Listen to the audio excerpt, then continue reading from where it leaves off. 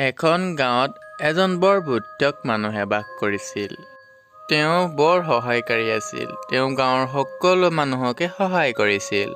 এদিনাখনৰ কথা, অলপমান মুকলি বতাহ খাওঁ বুলি ঘৰৰ পৰা ওলাই গৈ মানুহজন এজোপা ডাঙৰ গছৰ তলতে বহিলগৈ। সেই সময়তেই হঠাৎ কান্দোনৰ শব্দ শুনা পালে। ওপৰলৈ চাই পঠিয়াওঁতে দেখিলে যে গছৰ ডাল এটিত সাপৰ লগোৱা বটল। বটলটো নমাই আনোতে দেখিলে যে বটলৰ ভিতৰত কিবা এটা আছে। সেইটোৱে কান্দি কান্দি ক'বলৈ ধৰিছে, মোক উলিয়াই দিয়া, মই তোমাক যি লাগে দিম, মোক উলিয়াই দিয়া। মানুহজনৰ অন্তৰত দয়া উপজিল।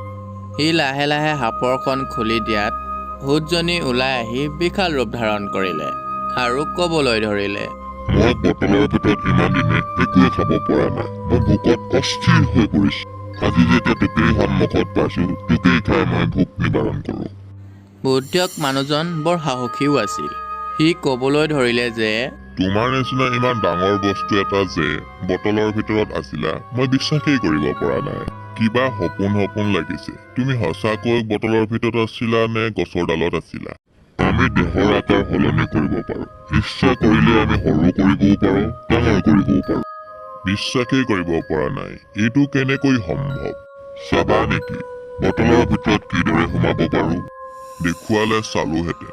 ভূতটোৱে লগে লগে ক্ষুদ্ৰ আকৃতি ধাৰণ কৰি বটলটোৰ ভিতৰত সোমাই গ'ল। মানুহজনেও এইটোকেই বিচাৰিছিল আৰু তেওঁ লগে লগে বটলৰ সাপৰখন বন্ধ কৰি দিলে, যাতে তাই বাহিৰলৈ ওলাই আহিব নোৱাৰে। তুমিচোন বটলৰ সাপৰখন পুনৰ বন্ধ কৰি দিলা। মই কেনেকৈ বাহিৰ ওলাও? থাকা, বটলৰ ভিতৰত কিমান দিন থাকিব বিচাৰা সিমান দিন থাকা। উপকাৰীক অজগৰ হৈ গেলিব খুজিলা, এতিয়া তাৰেই পৰিণাম ভোগা। এই বুলি কৈ মানুহজনে তাতে বটলটো থৈ তাৰ পৰা গুচি গ'ল। ভিডিঅ'টো যদি চাই ভাল পায় প্লিজ ছাবস্ক্ৰাইব কৰি দিব।